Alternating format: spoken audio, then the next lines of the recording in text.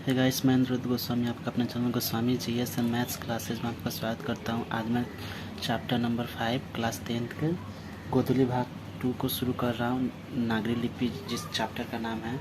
तो चलिए बिना देर किए हुए सेशन की शुरुआत करते हैं। तो आज का हमारा पहला क्वेश्चन है कि देवनागरी लिपि में स्थिरता कैसे आई। तो करीब 2 सदी पहले पहली बार इस लिपि के टाइप बने और इसमें पुस्तकें भी छपने लगी, इसलिए इसके अक्षरों में क्या है, स्थिरता आ गई। इसलिए इसके अक्षरों में क्या है, स्थिरता आ गई। क्वेश्चन नंबर 2 है कि देवनागरी लिपि में कौन कौन सी भाषाएं लिखी जाती है। तो उत्तर भारत में 8वीं शताब्दी से आज तक के अनेक भाषाओं में देवनागरी के शब्द का प्रयोग होता आया है। यानी उत्तर भारत में जो 8वीं सदी का जो काल था उसमें क्या है, अनेक भाषाओं में देवनागरी शब्द का प्रयोग होता आया है।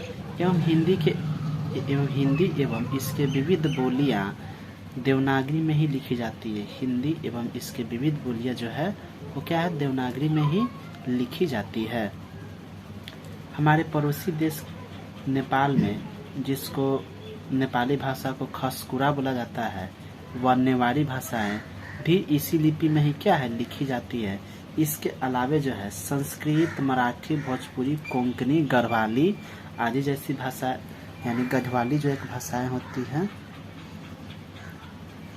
वो भी क्या है, इसी भाषा में ही लिखी जाती है। तो इस प्रकार देवनागरी लिपि में क्या है, ये जो भी मैंने भाषाओं का नाम लिखा, गढ़वाली, मराठी, संस्कृत, भोजपुरी, कोंकणी जैसी भाषाओं का क्या है, लिखी जाती है।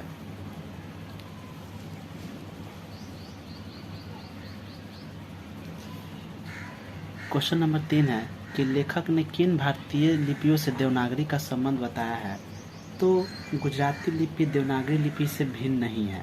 बांग्ला लिपि प्राचीन नागरी लिपि की पुत्री नहीं तो बहन अवश्य है। यानी जो है, यानी क्या है, इसकी बहन अवश्य है। इस प्रकार लेखकों ने गुजराती, ब्राह्मी एवं बांग्ला लिपि से देवनागरी का संबंध बताया है।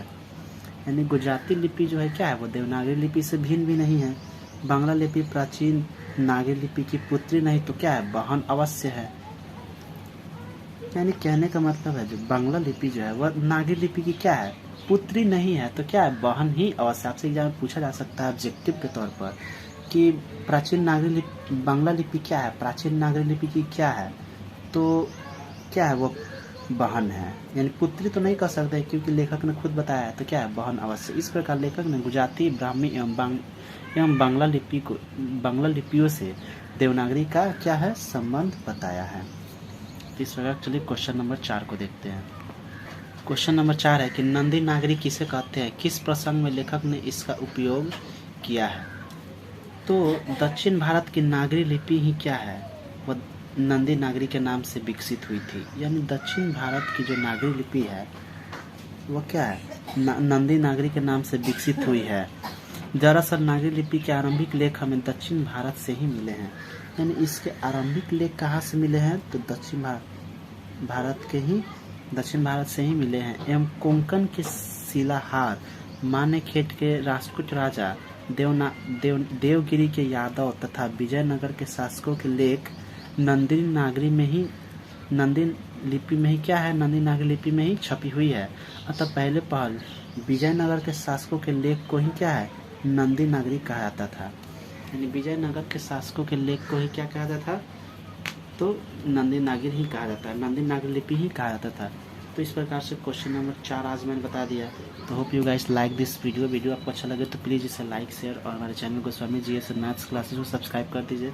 कल मैंने आपको चैप्टर नंबर 1 यानी